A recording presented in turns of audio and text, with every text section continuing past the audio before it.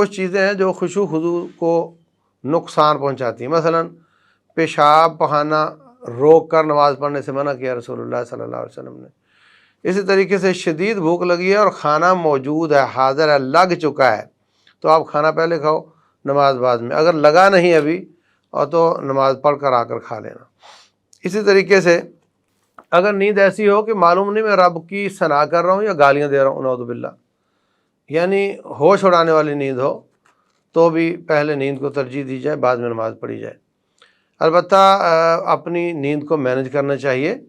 یہ بات درست نہیں کہ جی وہ سارا دن جو دنیا کے کام ہے وہ تو بڑے ٹھیک طریقے سے کرتا رہا اور نماز میں اب کہتا ہے جی فجر کے وقت مجھے نیند ایسی آ جاتی ہے، تو پھر وہ روٹین بنا لے اس کو لیٹ کرنا، یہ جائز نہیں۔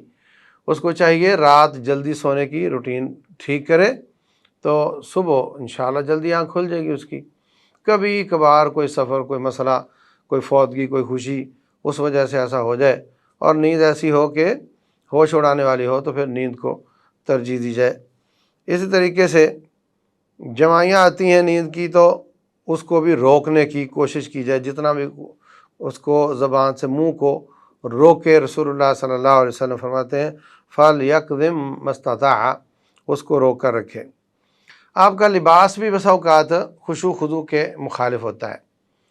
رسول اللہ صلی اللہ علیہ وسلم کو کسی نے اچھی خوبصورت قمیص بنا کر دی، بلکہ ابو جہل رضی اللہ تعالیٰ نے آپ کو ہدیہ کی، تو آپ کی توجہ اپنی قمیص کی طرف ہو گئی، تو آپ نے وہ اتار کر واپس کر دی اور کہا جو دوسری سادہ والی ہے وہ مجھے دے دو۔ تو اس حساب سے ایسے جانواز جو بڑے خوبصورت یا مختلف چیزیں اس میں سادہ نہ ہوں، یا آپ کی مسجد میں سامنے کوئی کتبے لکھے ہوئے ہوں، یا خوبصورت قسم کے پھول پودے بنائے گئے ہوں، یا کوئی آگے ایسے کپڑے ہوں۔ رسول اللہ صلی اللہ علیہ وسلم نے نماز پڑھی اور حضرت عائشہ رضی اللہ تعالیٰ عنہ کے حجرے میں کوئی پردہ لٹک رہا تھا، تو آپ نے فرمایا امیطی عنا کرامک ھذا، یہ پردہ ہٹا دو، میری توجہ نماز میں اس طرف جاتی رہی ہے۔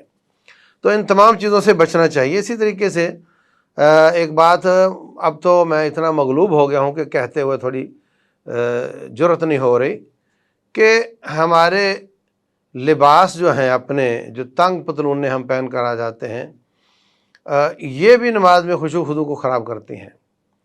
یعنی وہ ایک آدمی دوسروں کی بھی خشوع خضوع کو خراب کر رہا ہوتا ہے۔ تو اللہ کے دربار میں آ رہے ہیں، آپ سونے والا لباس پہن کر آ گئے ہو، اسی میں سوتا ہے، اسی کو ادھر آ گیا پہن کر، تو اللہ تبارک و تعالیٰ نے فرمایا ہے خذوا زینتکم عند کل مسجد، مسجد میں آتے وقت کو اپنی زینت لگایا کرو، رب کے دربار میں جا رہے ہو، کو تھوڑا بہت سمجھو، اس طریقے کا تھوڑا لباس پہن کر آیا کرو جو کم از کم لوگوں کی نمازیں خراب نہ کرے۔ اور اسی طریقے سے ایسے شرٹ جو عورتوں جیسے ہوں اور سب کی نگاہ یونیک ٹائپ ہوں، سب کی نگاہ اس طرف جا رہی ہو، تو یہ سب چیزیں۔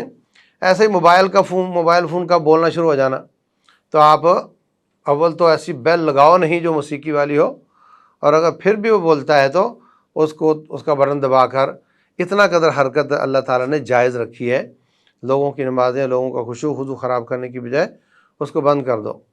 ایسے ہی کسی کی جیب سے 5000 کا نوٹ گر گیا ہے سجدے میں، اور ہوا چل رہی، پنکھا چل رہا ہے، تو وہ اٹھا کر جیب میں ڈال لے، بجائے اس کے کہ وہ اپنی نماز کو بھی خراب کرے اور دوسروں کی نماز کو بھی خراب کرے۔ ایسے ہی نمازی کے قریب کوئی قرآن پڑھ رہا ہو تو اس کو آہستہ آواز سے پڑھنا چاہیے۔ سلام لینے والے کو آہستہ آواز سے سلام لینا چاہیے، 2-4 لوگ سن لیں، سب کی نماز میں یا امام صاحب کی نماز میں خلل نہ ہو۔